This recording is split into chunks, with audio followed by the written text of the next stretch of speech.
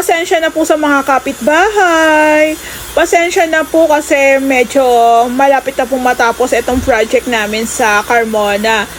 Lalong-lalo na po yung ating gate. Ayan, bali hinahasa na lang o ginagrind po yung mga pinag-weldingan. Then, lalagyan po yan ng polytop. Tapos, lalagyan ng epoxy primer. Then, yung pinaka-pintura na po. So, kung mapapansin nyo, meron na rin pong pintura. Naka-Versatex finish po yung ating exterior wall. Tapos, meron din po tayong metal spandrel dyan. Abangan nyo po yung dito po sa may front extension. Maglalagay din po tayo ng metal spandrel ceiling dyan. So, ang pinaka-kisame niya is metal spandrel. Same lang po doon sa pinaka-taas. I think nasa 2.5 meters po yung pinaka-height ng gate, pati ng poste. So, dito po sa subdivision, allowed po sa kanila yung mataas po yung pinaka-poste kasi hindi na po ata sila hawak ng developer. Unlike po dito sa Lumina, 1.5 lang po ang pinakataas ng ating poste. Ayan.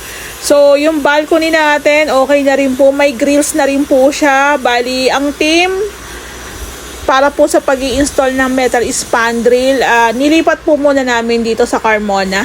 Ayan. Para matapos na rin po lahat ng ceiling works. So, dito po, nagdala na rin po kami ng mga pintura na gagamitin. Ang prepared ni ma'am dito is black. Sa pinaka-grills, black po yan. So, dito po sa flashing natin, black din po yan. So, ito na lang po talaga yung medyo masakit sa mata, yung poste ng Meralco. So, abangan po natin. Baka po sa mga susunod na araw, matanggal na po yan. Ito po, oh.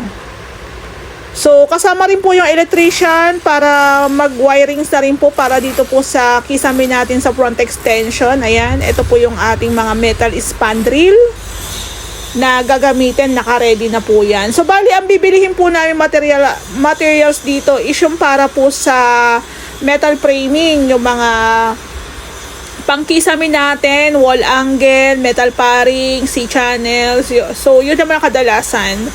So, dito po, medyo malapit nang matapos yung pag-i-install ng tiles. Ayan, naka 45 degrees cut din po yan.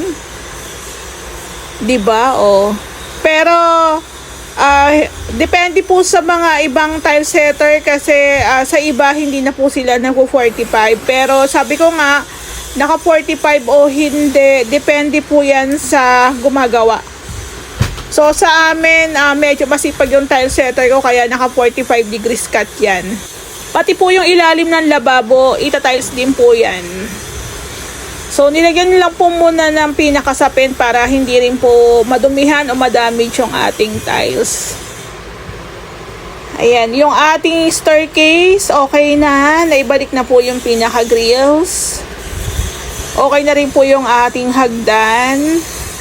Ito nga po pala, recap tayo. Tiles lang po ito na 20 by 100. So, yung pinaka-riser po, meron na rin po siyang masilya.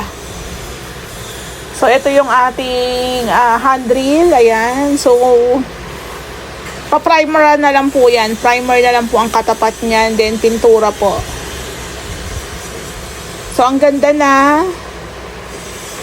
So, tayo, hindi lang po tayo puro ganda dito. Kailangan matibay din po yung gawa natin. Ayan. Saktong-sakto yung aking paa dito sa step ng hagdan. Ayan. May mga konti pa tayong mga iga-grind. So, bali guys, na-inform ko na rin po pala si ma'am na pwede niya na pong ipakabit yung mga sliding niya tsaka yung owning windows. Ayan. So, dito po, preparasyon po sa pagpipintura para po sa ating cabinets. Ayan.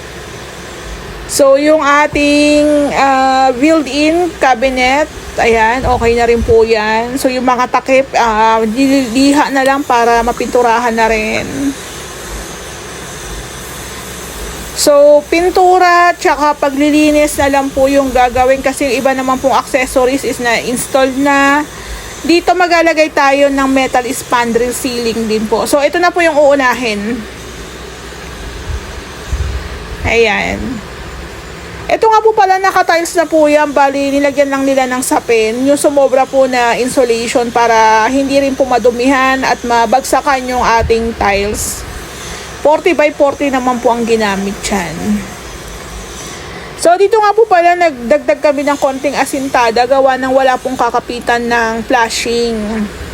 Ayan. So, yung ating roofing dito, pipinturahan po natin yan ng chocolate brown. Chocolate brown po ang pinaka-prepared namin pagdating sa pintura po ng ating bubong. Ayan. Siyempre, ayusin din po yung ating mga PVC pipe para po sa alulod. So, nakapintura na po itong unit nila. So, bali, touch na lang po ang peg niyan. Ayan po yung tiles nila. 40 by 40 na wood look design.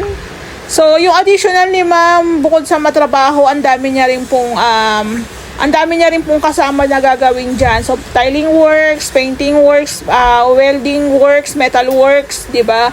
So, yung wirings, pagpipintura, so madami. Hindi porket malit lang yung additional natin, is ganun-ganun lang. So, bali guys, dito po sa Carmona project namin, ang dami pong nakasubaybay. So, marami rin pong nagko-comments, nagme-message kung magkano daw po inabot. I-share po namin once na natapos na.